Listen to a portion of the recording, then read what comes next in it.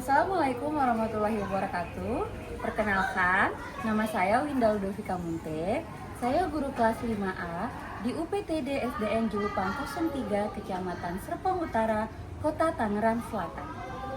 Sebagai seorang guru, saya percaya bahwa setiap anak memiliki potensi besar yang bisa tumbuh bila diberikan ruang untuk berpikir, bereksperimen, dan berkreasi.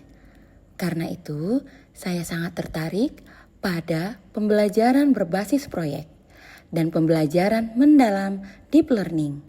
Menurut saya, anak-anak tidak cukup hanya mengetahui apa yang mereka pelajari, tetapi juga harus memahami mengapa dan bagaimana hal itu bermakna bagi kehidupannya. Kali ini saya ingin mengajak anak-anak melaksanakan pembelajaran mendalam melalui proyek MELISA, yaitu akronim dari Menjaga Lingkungan Sekolah. Sebelum perubahan, pembelajaran di kelas 5 masih didominasi oleh hafalan dan tugas tertulis. Anak-anak memang mampu menjawab soal dengan benar, namun seringkali tidak memahami keterkaitannya dengan kehidupan sehari-hari. Beberapa dari mereka terlihat cepat bosan, sulit fokus, dan cenderung pasif dalam berdiskusi. Kemudian saya bertanya dalam hati, apakah pembelajaran yang saya lakukan benar-benar bermakna bagi mereka? Pertanyaan itu menjadi titik awal perubahan saya dalam mengajar. Pada semester ini, salah satu tema yang kami pelajari adalah lingkungan sahabat kita. Tema ini sangat dekat dengan kehidupan anak-anak. Dari situ muncul ide untuk mengembangkan proyek pembelajaran mendalam dengan judul Sekolah Hijauku, Tanggung Jawabku. Proyek ini mengintegrasikan pelajaran IPA, Bahasa Indonesia, dan pendidikan Pancasila. Saya ingin memadukan pembelajaran mendalam dengan media digital seperti WordWall, JebQuiz, EducaPlay, dan Canva. Anak-anak belajar sambil bermain, tanpa mereka sadari mereka sedang mengasah kemampuan berpikir kritis dan literasi digital. Perubahan menuju pembelajaran mendalam tentu tidak semudah membalikan telapak tangan. Saya juga menghadapi beberapa tantangan dalam melaksanakan pembelajaran mendalam. Perubahan tidak selalu mudah. Tantangan pertama adalah mengubah pola pikir siswa yang terbiasa mengejar nilai, bukan proses.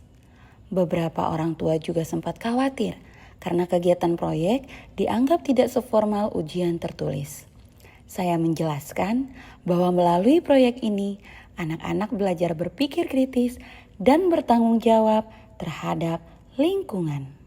Kegiatan pembelajaran dimulai dengan pertanyaan pemantik menggunakan Canva. Bagaimana jika lingkungan sekolah kita penuh sampah? Pertanyaan sederhana itu langsung membancing diskusi hangat di kelas. Ya, membawa penyakit. Nah, oke, ulang. Kemudian, saya membagi siswa ke dalam beberapa kelompok kecil. Masing-masing kelompok mendapat tugas melakukan observasi langsung ke area sekolah seperti taman, halaman depan, parkir, dan kantin sekolah. Mereka membawa lembar kerja eksplorasi untuk mencatat jenis, jumlah, dan sumber sampah yang ditemukan. Anak-anak melakukan observasi langsung, mencatat temuan, dan mendiskusikan solusi sederhana untuk menjaga kebersihan sekolah. Mereka menganalisis penyebabnya dan mulai berdiskusi tentang solusi. Untuk memperkuat pemahaman konsep, saya kembali menggunakan aplikasi digital WordWall, JebQuiz, dan EducaPlay.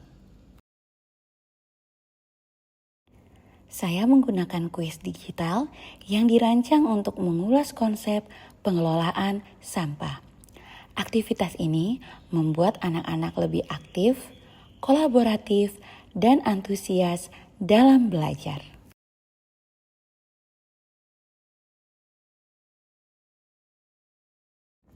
Anak-anak sangat bersemangat. Mereka berteriak, tertawa, dan ingin mencoba lagi. Belajar terasa seperti kompetisi yang menyenangkan, tetapi sebenarnya mereka sedang memproses konsep lingkungan secara mendalam. Secara tidak langsung, ini juga merupakan cara pembelajaran yang berpihak pada murid sesuai kodrat alam dan zaman mereka. Oke anak-anak, terima kasih ya. Kalian hebat, tepuk tangan dulu dong.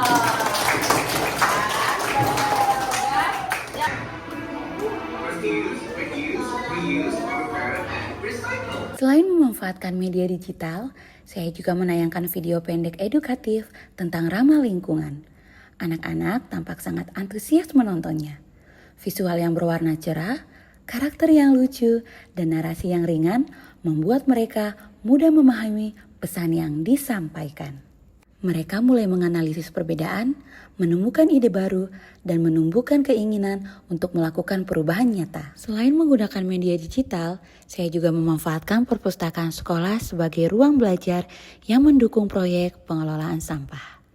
Di perpustakaan, anak-anak saya ajak mencari berbagai buku dan majalah bertema lingkungan seperti cara mendaur ulang bahan sampah. Mereka juga saya izinkan untuk mengeksplor referensi lebih banyak lagi dengan memanfaatkan gawai yang mereka miliki. Tahap selanjutnya adalah aksi nyata proyek. Setiap kelompok merancang kampanye kebersihan dengan membuat poster digital dan slogan menggunakan aplikasi sederhana. Ada yang menulis, "Ayo mulai pilah sampah." Ada juga yang memanfaatkan sampah plastik untuk membuat tempat sampah unik. Selanjutnya, anak-anak mempresentasikan hasil karya poster kelompok mereka di depan kelas. Setelah itu, mereka menempel hasil poster mereka di majalah dinding sekolah agar seluruh warga sekolah dapat membaca dan melaksanakannya bersama-sama. Selanjutnya, anak-anak mengadakan pameran mini bertajuk Sekolah Hijauku. Mereka menampilkan semua hasil karya mereka dalam mengolah sampah.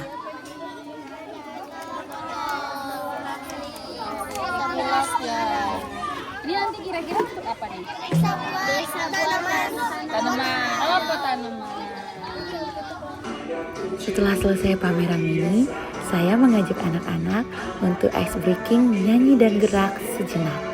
Mereka melakukan ice breaking 7 kebiasaan anak Indonesia hebat, yang dimana kurang lebih mereka sudah melaksanakannya dalam proyek menjaga lingkungan sekolah.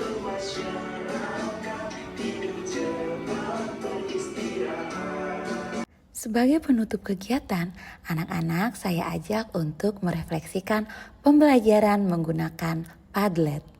Penilaian yang saya lakukan dalam melaksanakan pembelajaran mendalam melalui proyek menjaga lingkungan sekolah yaitu rubrik pembelajaran mendalam, termasuk aspek pemahaman, berpikir kritis, kolaborasi, dan refleksi diri. Proyek ini menumbuhkan rasa peduli dan tanggung jawab pada anak-anak terhadap lingkungan sekolah. Pembelajaran mendalam bukan soal banyaknya materi, tetapi seberapa jauh anak memahami makna dari setiap pengalaman belajar.